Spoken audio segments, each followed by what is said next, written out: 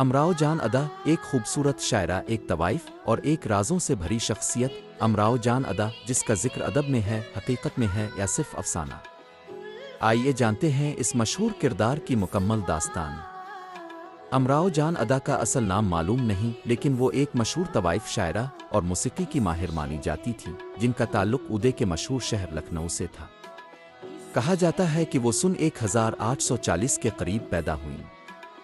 چھوٹی عمر میں اغوا کیا گیا۔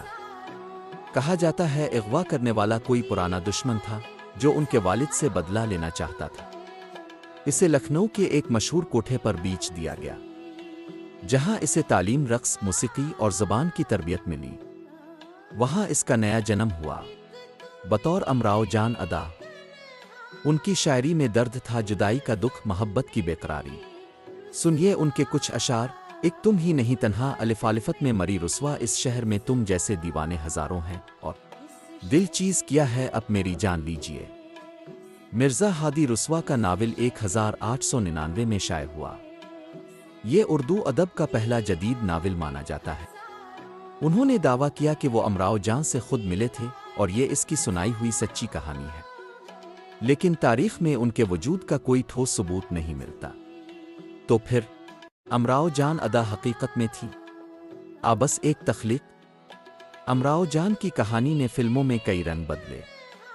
1972 پاکستانی فلم، 1981 ریکھا کی لاجواب اداکاری، 2006 ایشوریا رائے کی دلنشیں تصویر کشی، مگر اصل امراؤ جان شاید ان سب سے کہیں زیادہ خاموش، دکھ بھری اور تنہا تھی۔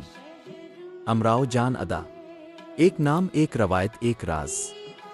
چاہے وہ حقیقت ہو یا افسانہ، ان کی داستان میں آج بھی وہی درد ہے، وہی کشش جو دل کو چھو جائے۔ اگر آپ کو یہ ویڈیو پسند آیا ہو تو اردو کو سبسکرائب کریں اور تبصرے میں ضرور بتائیں کہ کیا آپ کو لگتا ہے امراؤ جان واقعی موجود تھیں۔ امراؤ جان ادا ایک شخصیت نہیں، ایک داستان ہے، علم، درد، محبت اور تنہائی کا سنگم۔ چاہے وہ سچ ہو یا افسانہ، ان کی کہانی آج بھی لوگوں کے دلوں کو